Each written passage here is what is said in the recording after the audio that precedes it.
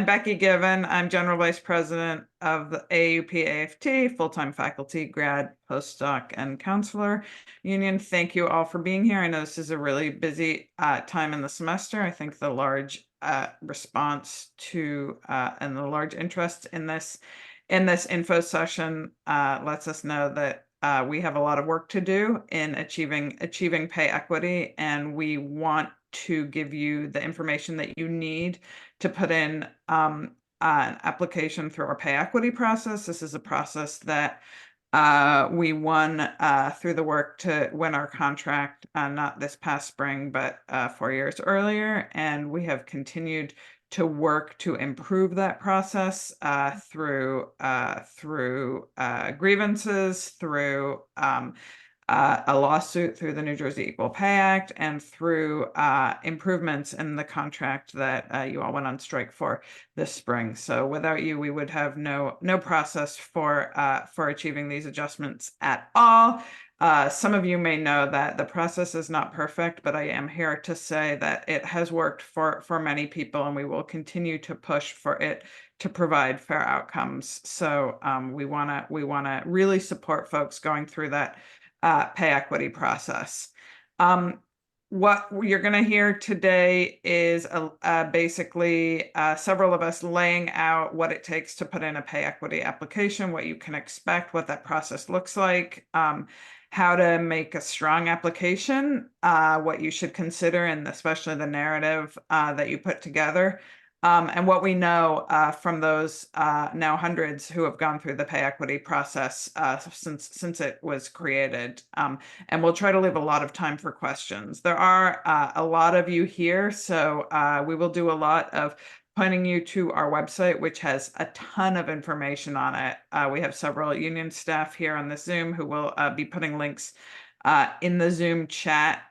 So a lot of information is available on our website, and we will at times point you to that, although always tell you how to follow up with us as well as needed. And when we get to the questions, I will say that we may not have time today to answer a lot of very, very specific questions to your own case, but we will do that outside of this meeting for you. Just to say, if anyone came late, we are recording now. We will not be recording the Q&A. We want you to speak comfortably and not worry about being recorded. We will hear from several folks who I'll introduce momentarily, and then have questions at the end. And we'll ask you to raise your Zoom hand for those questions. If you put questions in the chat, we may not see them, and the right person may not see them to answer them. So the best bet is waiting for our Q&A and then raising your hand, and we'll try to call on folks in order.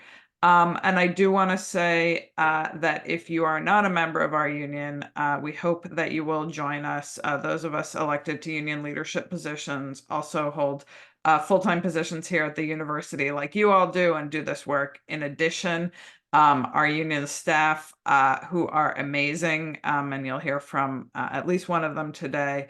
We only have this amazing staff because folks are members of the union. So if you're not a member, please do go ahead and join. We'll get that link in the chat now, and we can also follow up with you. So thank you for that. The three people you'll hear from, I'll introduce them all now. You'll hear from BJ Walker from our union staff. She's a senior member of our contract enforcement staff and has led the way since we bargained this equity process in supporting the implementation. You'll also hear from Cindy Daniels and then Dana Britton. They have been our faculty co-directors of this program, and they have done fantastic work. Those of you that have previously thought about putting in an application likely have had some interaction with them, and they've provided tremendous support and analysis along the way. And I'm personally extremely grateful to them for everything they've done as we continue to fight for equity for all of you.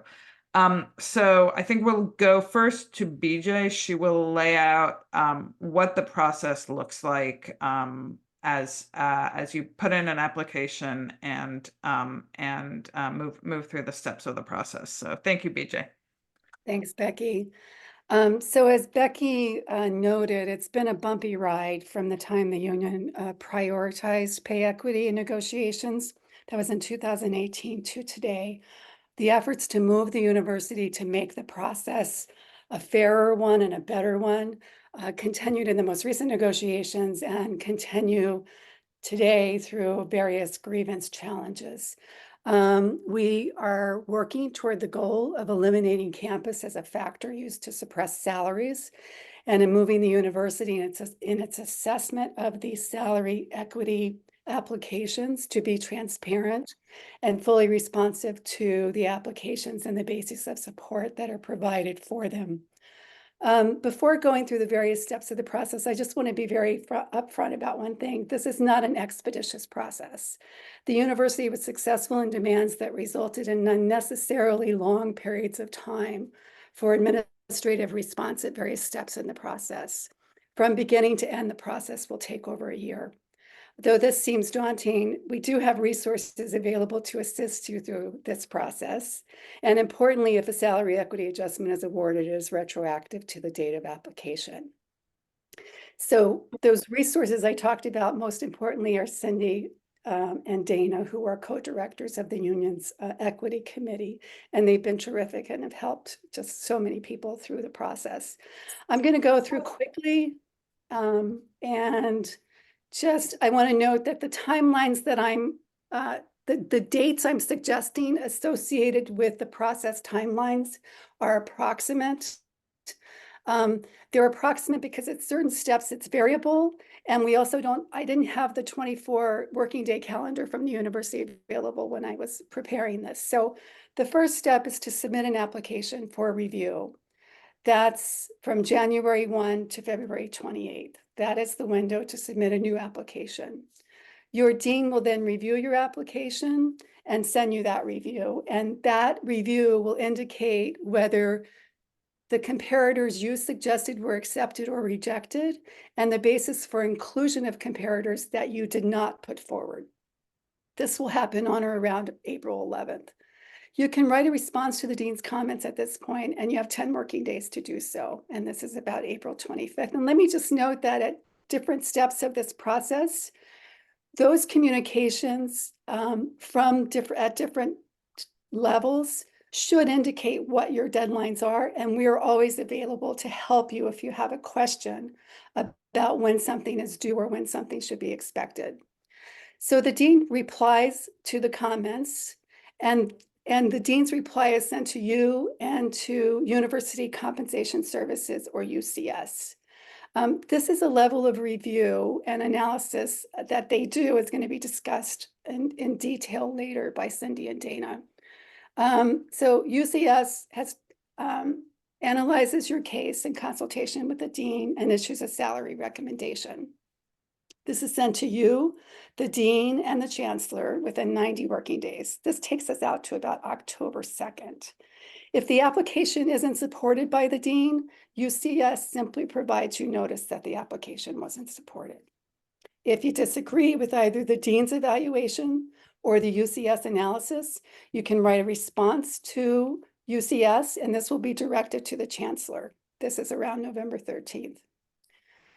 If a response is submitted, your case is then reviewed by a salary equity review committee. And let me be clear, in order to have your application considered by this salary equity review committee, you must write a response to the dean's and UCS analysis. This is important because the circuit is composed of 8 faculty members. 4 are appointed by the union, 4 are appointed by the university.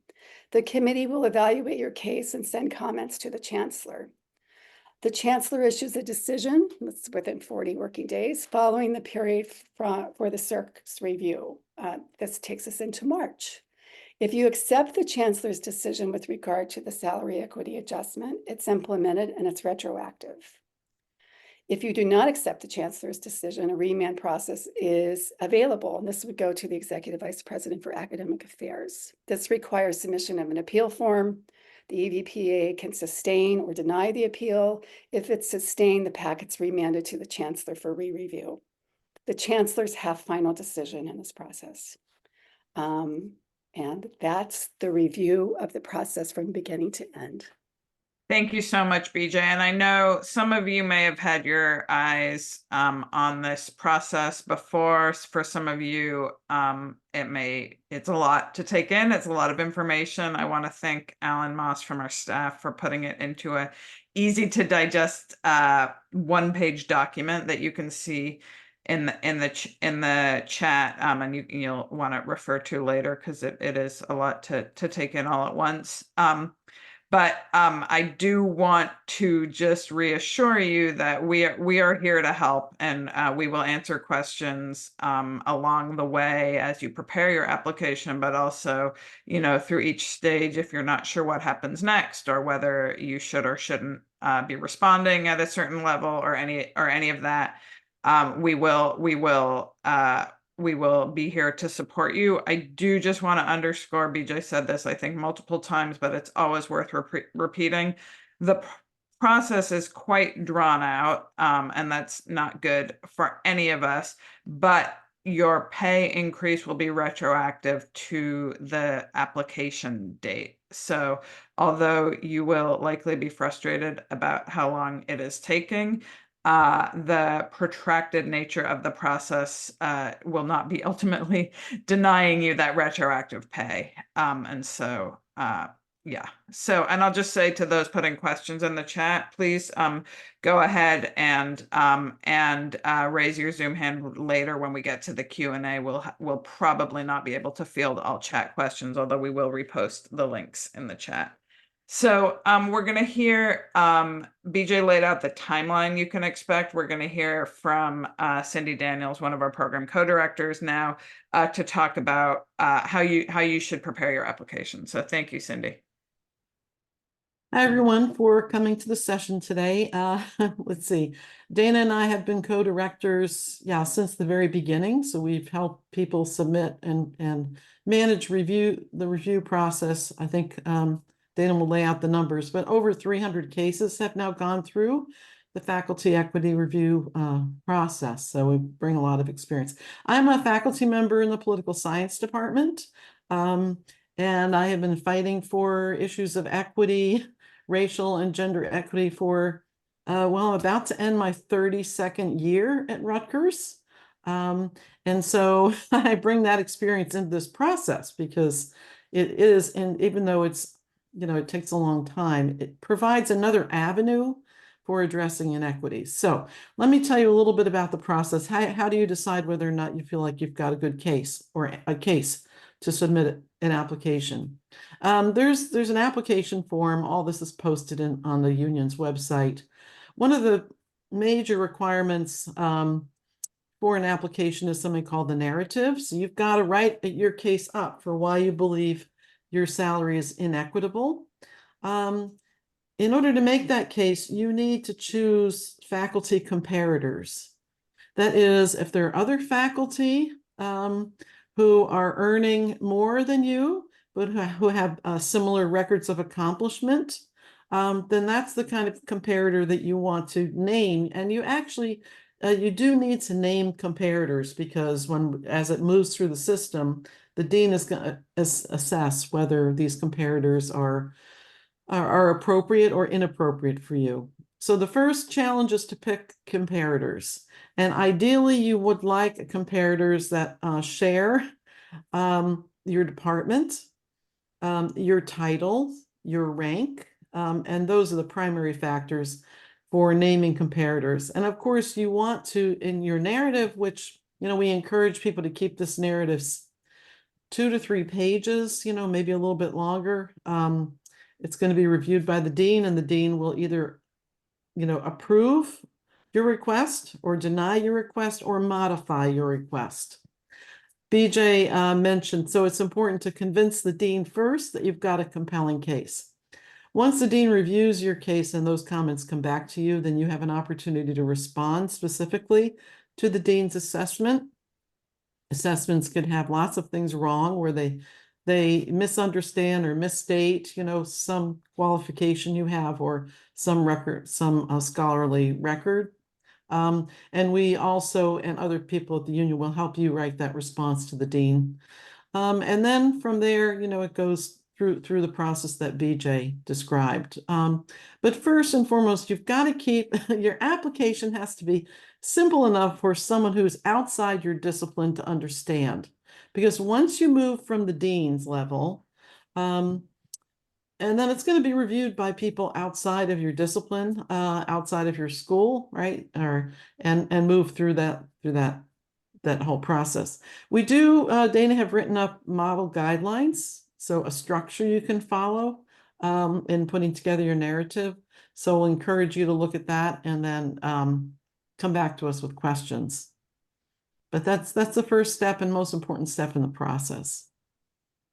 Dana, do you want to take it from here? Yeah, well, let's pass to Dana Britton, and I'll just say there's a link in the chat for suggestions for crafting a narrative, and I really advise everybody to take a good look at that as you think about, putting your application together. There's a lot of really good guidance in there. Thank you, Cindy, and go ahead, Dana. Yep. So I'll just, I'm the keeper of the statistics and the understander of the regression model, I guess. Those are my roles. We've done, I finally put together a chart with everybody in it. We've done 309 cases since we started, and that's at the end of 2019. So far, those cases have led to salary increases of more than $3 million. So 3.024678 were the recommended round one increases. So it's not insubstantial. What happens once your case leaves the dean's level is that it goes to University Compensation Services, or we call it UCS, and some other less loving things. But it goes there, and they will submit you and your comparators to a regression analysis. And that regression has been designed by nobody ever says the name of the law firm without saying union busting law firm, Jackson and Lewis. And what that regression does is, we can understand is that it adjusts the difference. And so it adjusts it. So if, for example, you're an associate professor and you chose full professors as your comparators, we can understand that maybe we would want to adjust it because those people are full professors and you're an associate. But what this does is that it adjusts for title and rank, which makes some sense. Something called pay plan, which we've never been sure what that is, but most people seem to have the same one. And it also adjusts for department. Now, the rub is that the way they operationalize department in the regression is campus-department. So if we take three versions of English, we will find FASC-English, SAS-English, and SASN-English. And those are different departments and they have different predicted salaries, and that's going to affect the amount of your increase. And we can go through the details in individual cases, but basically that's how the regression process works. You get a letter from UCS that tells you what your recommended increase is, and then there can be an appeals process after that, but I won't detail that process right now. So that's a quick look at the data and the regression process.